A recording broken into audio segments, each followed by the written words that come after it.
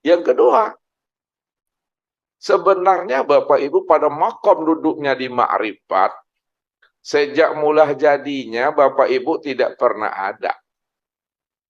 Kapan diri kita tidak pernah ada sejak mula jadinya?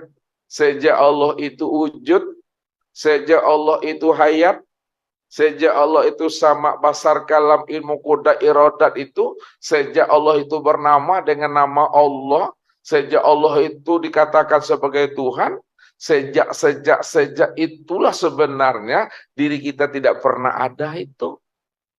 Kalau diri kita tidak pernah ada, maka tidak ada lagi bersama Allah di situ. Kalau diungkapkan juga bersama Allah, maka kenalilah diri kita ini. Diri kita ini yang disebut namanya wujud Allah. Sedangkan wujud Allah itu tiada berpisah dengan dirinya Allah. Makanya dirinya bernama Allah, wujud dirinya bernama Muhammad. Maka kalau dipahami siapa yang bersama Allah itu, yang bersama Allah itu adalah wujud dirinya. Karena wujud dirinya itu tiada lain nyatanya memandang akan dirinya. Kalaulah kita beri namanya yang bersama Allah itu, wujud dirinya itu yang bernama Muhammad, dirinya itu yang bernama Allah. Muhammad bersama Allah. Nah, kita cairkan ke bawah. Siapa Muhammad? Siapa Allah? Muhammad bagi Allah apa? Allah bagi Muhammad apa? Muhammad itu adalah sifat, Allah itu adalah zat. Jadi, sifat itu tempat memandang nyatanya zat. Kalaulah sifat itu tempat memandang nyatanya zat, maka sifat itulah sebenar-benarnya yang zat itu sendiri. Nah, itulah maknanya zat dengan sifat, sifat dengan zat tidak pernah bisa diceraikan. Kalaulah kita buat suatu pemahamannya untuk memudahkan kita menyampaikan ilmu ini, yang dikatakan sifat itu adalah zat yang disifati. Kalaulah yang dikatakan sifat itu adalah zat yang disifati, maka sebenarnya sifat itu, itulah sebenar-benarnya yang zat itu yang sebenarnya. Makanya yang bersama Allah itu tiada lain adalah wujud dirinya. Itu maksudnya. Kalau kita sudah duduk pada makom makrifat. Tapi ketika kita tidak mampu mengenal akan hakikat wujud yang sebenar-benarnya, maka masih ada dua wujud di situ. Wujud kita satu, wujud Allah satu. Padahal wujud kita ini nyatanya wujud Allah. Kalau wujud kita ini nyatanya wujud Allah, maka wujud kita inilah sebenar-benarnya yang Allah itu yang sebenarnya. Nah, duduk di marifat, memang tidak ada lagi kata dan suara untuk memahaminya. Nah, ini yang disebut namanya bersama Allah.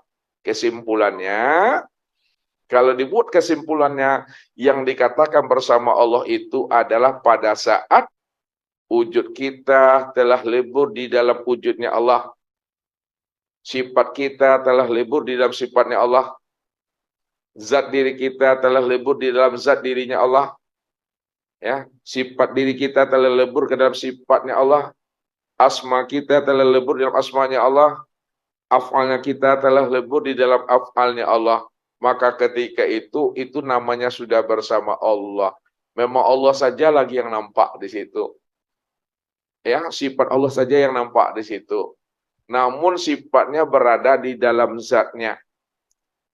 Ya, tak mungkin ada sifat kalau tidak ada zat.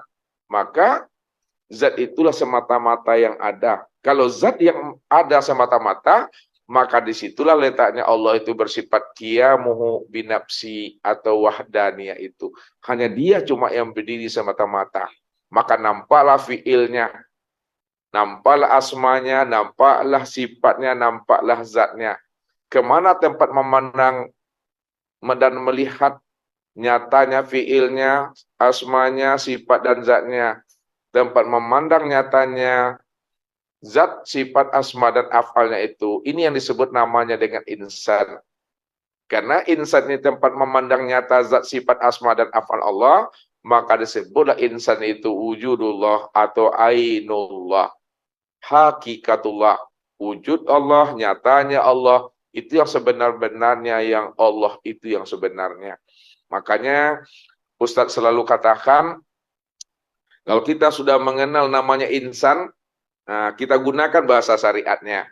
Insan dalam bahasa syariat itu yang disebut namanya hamba Allah.